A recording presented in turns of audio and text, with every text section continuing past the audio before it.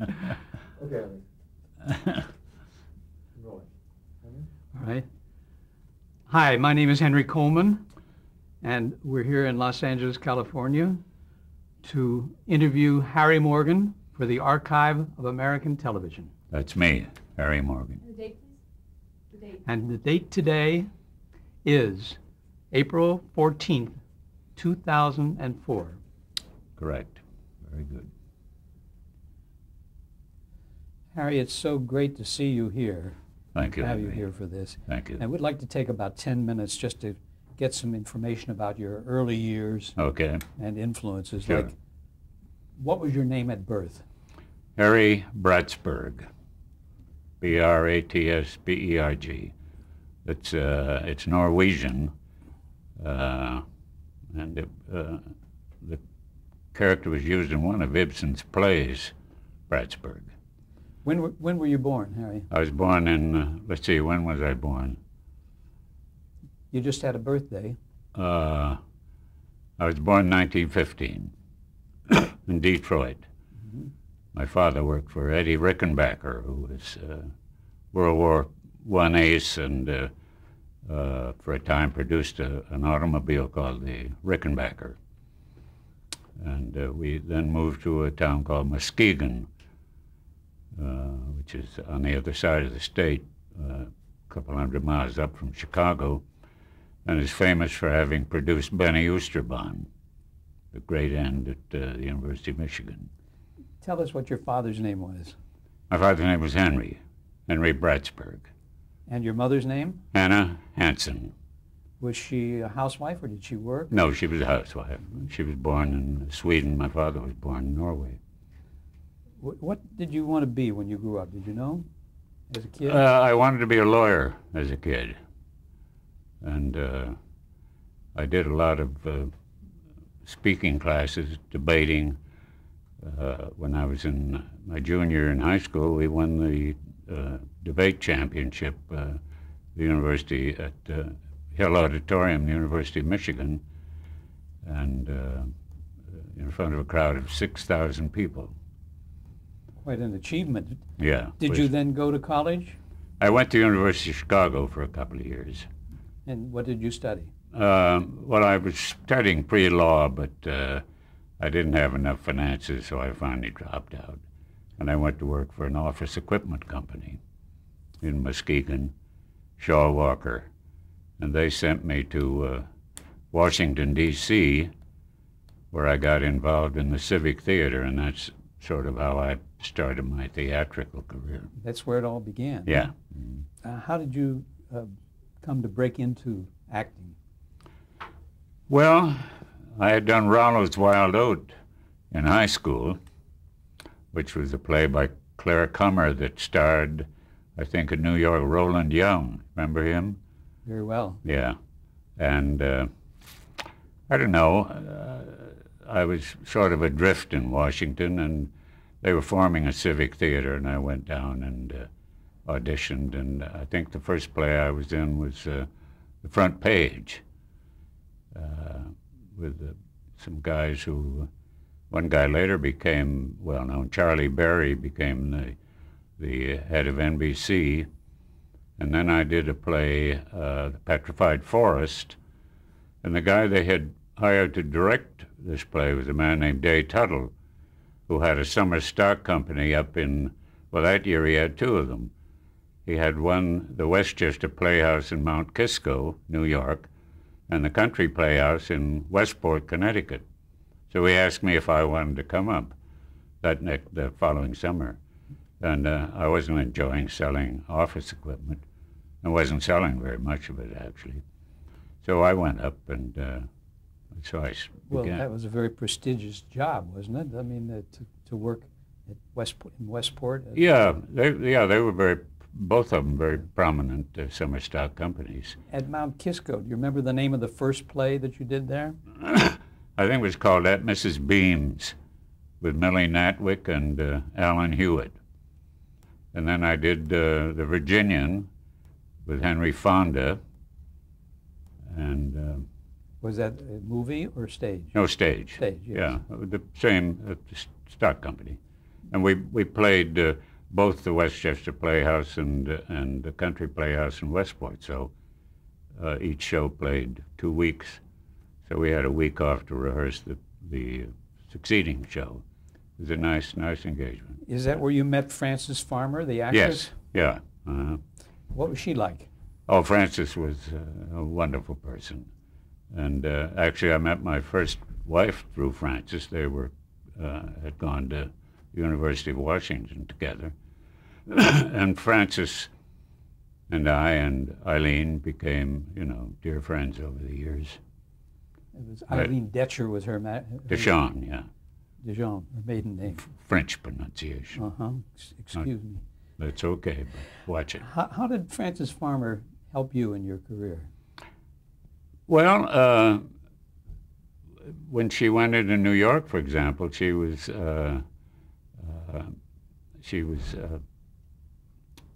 had an assignment, had a job with the group theater to do Golden Boy, and she said to me, there's a damn good part in this for you. It was a part called Pepper White. He was sort of a punchy prize fighter, and so I went down, and the first guy I bumped into was Kazan, and he said, "Don't go away." So I didn't go away, and I went in to see Clurman and I guess Odets, and I didn't even have to read. They said, "Okay, you got the part."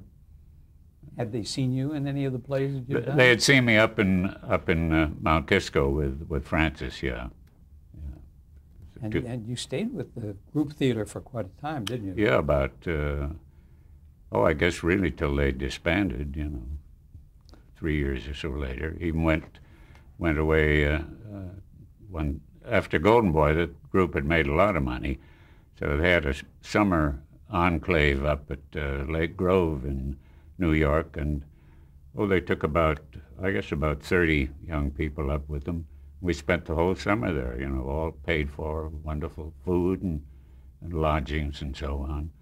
Arthur Kennedy, I think David Wayne, really wonderful bunch of people. Had classes with Clurman and Sandy Meisner and Kazan, and body classes. It was really, an incredible whole new experience for me because I hadn't done anything like that at all. What was it like working with Harold Clurman? Oh, Harold was wonderful. He's one of the most brilliant men I've ever met in my life. Great talker.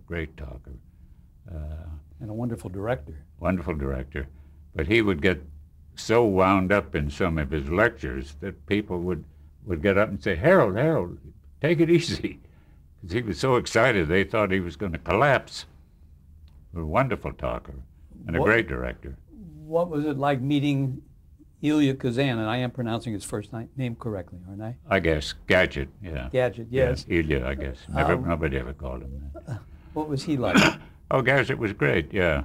He and I used to play handball together. And we used to go off in the woods and read alternating lines of a Shakespearean play to one another just to, get the voice going. That you had memorized or just reading from the book? No, just reading from the book, yeah. And Lee J. Cobb was also there at the group theater. Lee Cobb became a great friend of mine. In fact, Chris married Lee's daughter. Your son, Chris? Son Chris married Lee's daughter, yeah. And they have a child. Mm-hmm. Yeah, Lee was great. Oh, well, he was certainly powerful actor. Fine actor, yes. Yes, he was. And very funny, very amusing. As part of the group theater repertoire, you did study acting and voice, and what else? Well, that's about it. Yeah. Diction, I suppose, but that's part of studying acting. We had classes with Harold, with Kazan, with Bobby Lewis, with Sandy Meisner. Yeah, it was, terribly rewarding experience for a young actor, because it was all new to me, really. I mean, I had done a lot of speech work in high school, but I hadn't done much acting except for Ronald's Wild Oats. And you also worked with Martin Gabble? Oh, I did a play with Martin once. Yeah, Gable. Yeah, Gable. yeah. Because he was a well-known actor Oh yes, at very that time, and he wonderful voice. Martin. Yes. Yeah. and became a director. Yeah. And a star, I think, of radio. I mean, he was in Yes. so many radio. Oh, big radio actor. Yeah. What would you say was the highlight of your Broadway career? I know that's a broad question, but Oh, I think Golden Boy. it was. No question. Oh yeah. Was Is it- John Garfield in that? Yes, John was in it. Yeah. Did you become friendly with him? Yes. Oh yeah. And we even it was a big success in New York, and we even went to London and played for. It was a limited engagement for about 10 weeks, I think. And after we finished, they replaced us with another company. And we went back and played on the road in Chicago and Detroit, a few other places. But Golden Boy was a big hit. Did you, at that time, have any inquiries about going into film? No. No. No, none at all. Never even thought about it. What would you say you learned in terms of your acting experience from your stage appearances? I mean, did you ever have stage fright at the beginning? No, not really. No.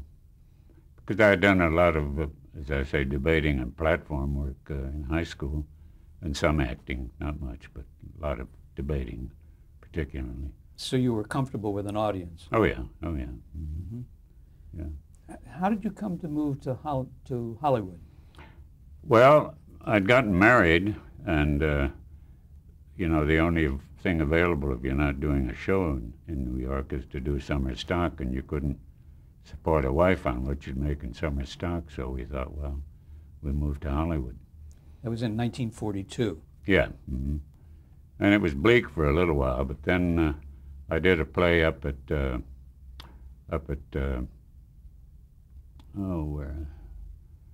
Santa Barbara with David Selznick had a sort of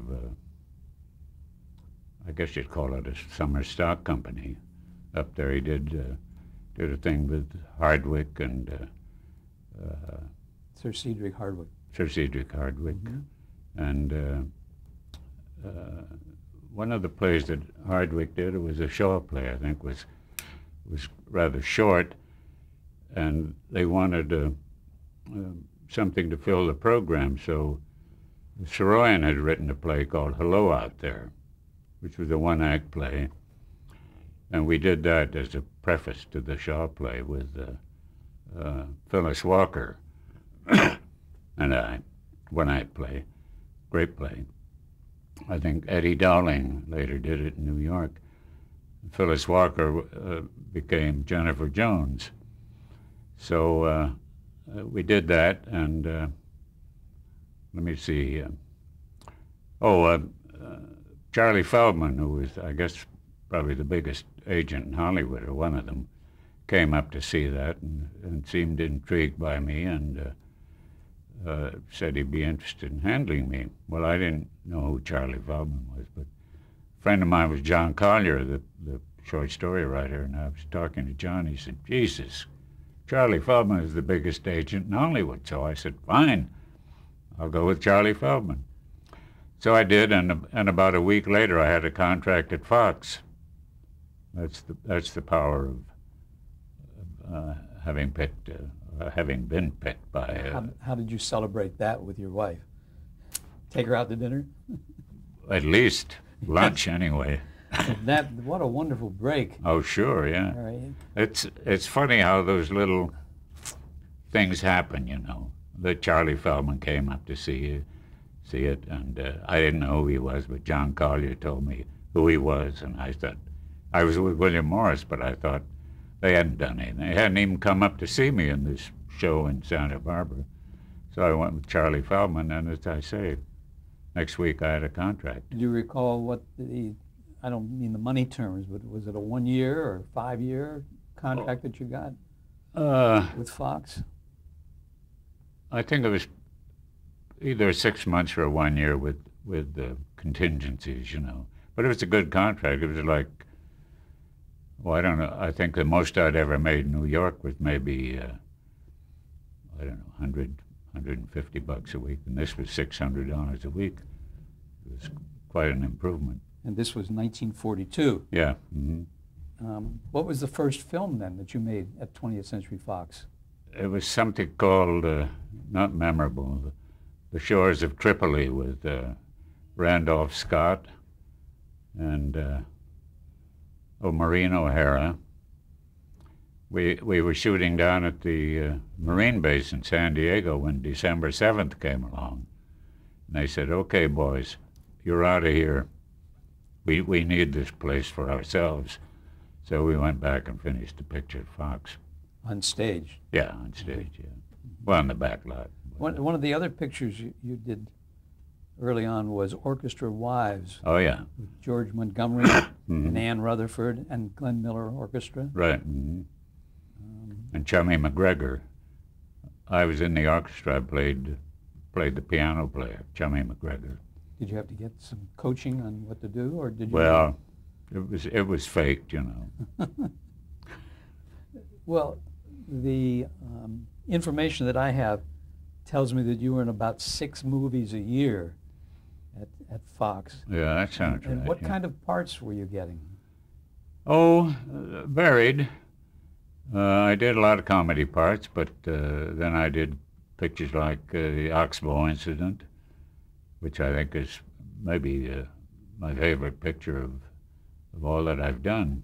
We're going to talk about that in a minute or so. And mostly light stuff, though, I think. But that was different from the radio programs that you did. I understand that you played a lot of villains on radio. Yeah. Well, because of your voice. Yeah, right. Mm-hmm. Yeah. And that's a pretty lucky break that you didn't get pigeonholed. No, that's true. No, I never have been, so I'm very happy with that situation. No, I've played a variety of things. Well, I'm a various person. Well, I haven't read a background like yours in a long, long time, Harry, and I was going to save that to the end of this piece, but I'll tell you right now while we're on it. I mean, the number of prestigious movies that you've done and television and radio is overwhelming. I mean, well, thank you.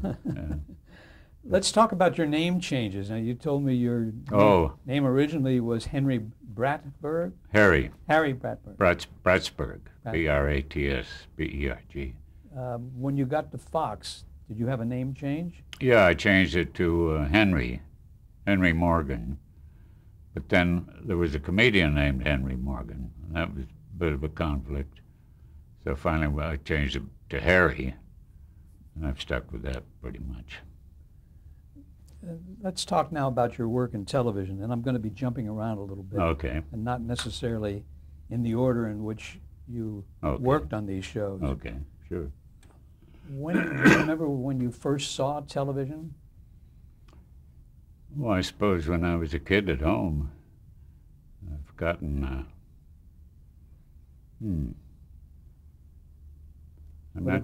Were you living in New York? No, in Muskegon. But I mean, after that, in New York, when television in the 40s first started coming in? Yes, yeah. Yeah, I went you remember what your impression of it was? I like television a lot. I'm not too... I know I was an avid viewer, but I've forgotten particularly what... I guess all the shows that we all liked. Great television in those days, beginning of television. Did Charlie Feldman get you work on television? No. This was later on, yeah, after I came out to Hollywood. Do you remember what your first appearance was on TV? On TV? I never did any television in New York. But I came out here pretty early, you know, in 42. So your television appearances came here, yeah. Later, like 49 or 50, somewhere around there. Right, yeah, I never did any television in New York. There was an attitude among movie people at that time about true. Appearing on television. I didn't share that. I would love to have been on television. Yeah. But a lot of the movie stars just wouldn't do it, would they? That's true, yeah. They thought it was beneath them? I suppose, yeah. And I imagine the money was a lot less. I think one of the first programs you did was the Cavalcade of America. Do you remember that series? No, I don't. It was a dramatic series. And evidently you made a number of different appearances on there playing different characters, one of which was General Ulysses S. Grant. You remember that? Yeah. Oh, with John Wayne. Yeah. I think Wayne played Sherman. All right, that was a David Selznick, sort of a very broadband program. We did Sherman and Grant. I still have a picture of that home of Duke. Great. And me. Yeah. Then I'm going to jump, and it's quite a jump, to December Bride. Okay, that is quite a jump. In 1954 Yeah. to 1959. How did you come to be cast on that TV sitcom? I'm not sure. I really don't remember. But you were a regular there. And, Oh, yeah, And your yeah. name was Pete Porter, the Pete character Porter, Pete Porter. right. Mm-hmm. Yeah. Can you tell us a little something about your character on there? Well, he was a next door neighbor who was, full of jokes and had a wife whom we never saw, Gladys. And then later on, we did a series, Pete and Gladys, when you did see her. But I used to make jokes about Gladys. That was a nice show, Dean Miller and Francis Rafferty and dear old Spring Byington. Would you say that was a typical sitcom? Oh, yeah. At that particular time? Yeah, very fluffy and Yeah. light. It had been on as a radio show earlier than that. Oh, had it? Yeah, I didn't know I if you wasn't sure of that. ever listened to that when No, it I was don't on. think so. No. Um, I didn't watch it itself much when it was on television, but it was light and springy. Is that what happened with a lot of the television that you did? Did you not watch it, or Well, what's your attitude about that? it was pretty fluffy, and it was fun to do, but there wasn't much depth in December Bride. But I enjoyed it tremendously. They were a nice bunch of people. Spring Byington played the lead. Spring, yes. What was she like? Spring was delightful, very. Well, she was like the character she played. Wonderful actress. Were you able to get much of a personal relationship with her? Oh, not off the stage, but yeah, we did that for I think 5 years. So Yes. we were very comfortable together, and I was very good friends with Dean Miller and Rafferty, Francis, and had a nice bunch of directors, Jerry Thorpe, and I think Fred de Cordova later either produced it and directed or just produced it. Good bunch of talent. I was curious, who did the off-screen voice of your wife Gladys? Remember? No, I don't. What kind of a personality was she playing? What was Gladys? How did they write Gladys? Well, Was she henpecking you? yes, yeah. And later, we did Pete and Gladys, and Cara Williams played Gladys. We'll talk about that in a minute. Okay. But I didn't envision Cara when we were doing Pete and Gladys because you never saw her, but, she was invisible.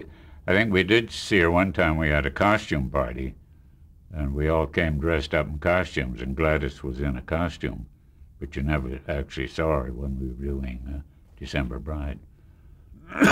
And did people ask you about who she was and everything, and people who were watching the show? Well, not really, because we didn't know. Yeah. Yeah. Can you give us just a brief idea of what a work week was like on that particular series? I think we would have a reading, it seems to me, and then we'd get on our feet, and I think we spent like 3 days, maybe 4 days shooting the show. That's what usually it was, like Yeah. 3 or 4 days. Yeah. Mm-hmm. And it was at Desilu Studios. Right. Mm-hmm. And we had an audience, shot it with an audience. How involved were Desi Arnaz and Lucille Ball? No, not really at all. Not really. No. Hardly ever saw Lucy, but we did see Desi once in a while. Not in any overseeing capacity, Yeah. but around, He was very likable. Let's talk about some of the guest stars you had on there. Oh, yeah. The first one that comes to mind is Rudy Valley. Oh, yeah. Did you know him very well? No. Yeah. Although I had been on the Rudy Valley show one time when I was with the group theater. For some reason, they had a little dramatic spot on the Rudy Valley show, and they would select 2 or 3 group actors to be on the show.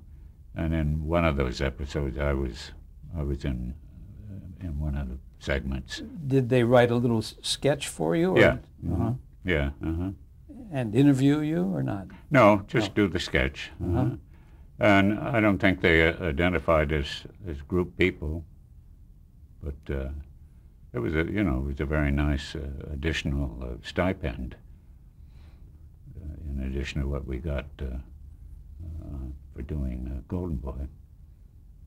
And we mentioned Desi Arnaz. Is there anything else you want to say about him? I mean, I like Desi a lot.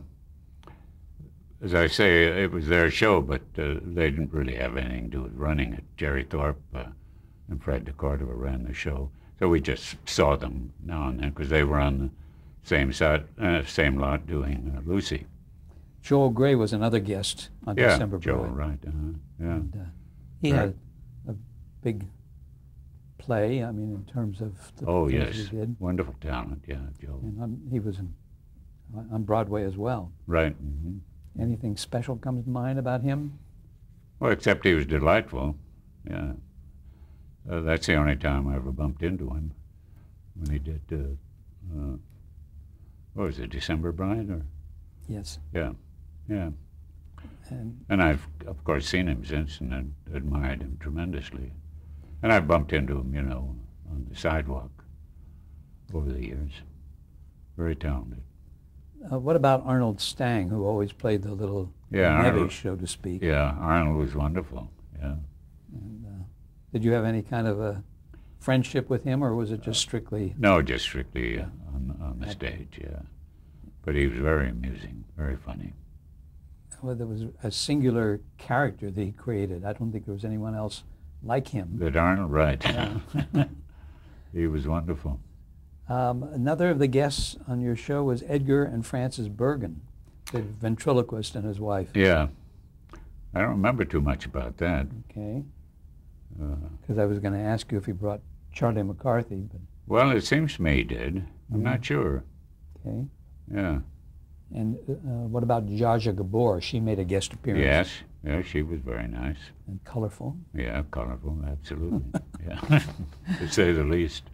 Are there any episodes or plot lines of that show that stand out in your mind of December Bride? Do you have a favorite episode that you did? Anything come to mind? No, not really, but we had Verna Felton and I had a lot of scenes together, and I loved Verna. She was really a wonderful person, a wonderful actress. We did a lot of shtick together. And she had a great sense of comedy, too, yes, didn't she? Wonderful. She was a lovely person. And I was very fond of Spring and all of them, Rafferty and Dean Miller. We're going to pause for a moment just to change tapes. Okay.